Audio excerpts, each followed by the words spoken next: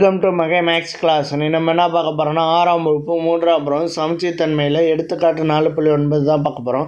இதுக்கு முன்னாடி எடுத்துக்காட்டு 4.8 வீடியோ போட்டிருக்கோம். அதோட லிங்க் டிஸ்கிரிப்ஷனில் இருக்குது. பார்க்காதவங்க போய் பார்த்துருவாங்க. இப்போ கணக்கு பார்க்கலாம்.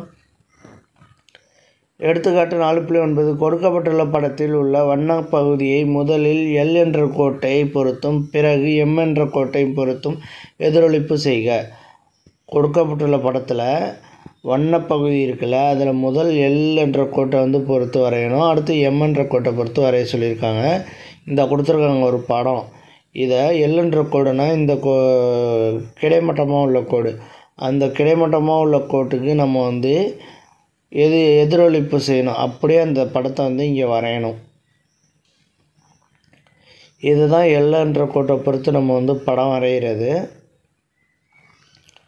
அதே மாதிரி இங்கே வரைய வேண்டியதான். அப்படியே வரைஞ்சோம்னா எப்படி இருக்குன்னா இங்கே பாருங்கள், வரைஞ்சோம்னா இந்த கொஷினுக்கு கீழே பாருங்கள், இந்த படம் இப்படி வரைஞ்சோம்னா இந்த கொஷின் கீழே பாருங்கள், ஃபஸ்ட்டு படம் இப்படி இருக்கும். L என்ற கோட்டை பொறுத்து வரைஞ்சோம்னா இந்த படம் இப்படி இருக்கும்.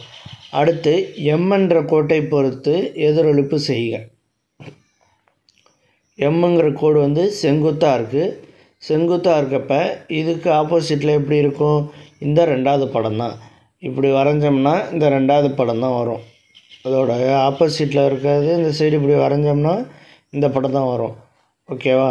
இப்போ L பொறுத்து எதிரொலிப்பு வரைஞ்சாச்சு, M பொறுத்து எதிரொலிப்பு வரைஞ்சாச்சு. அவ்வளோதான் இந்த கணக்கு. இந்த வீடியோ பிடிச்சிருந்தா லைக் பண்ணுங்கள், கமெண்ட் பண்ணுங்கள், ஷேர் பண்ணுங்கள், சப்ஸ்கிரைப் பண்ணுங்கள். அந்த பெல் பட்டன்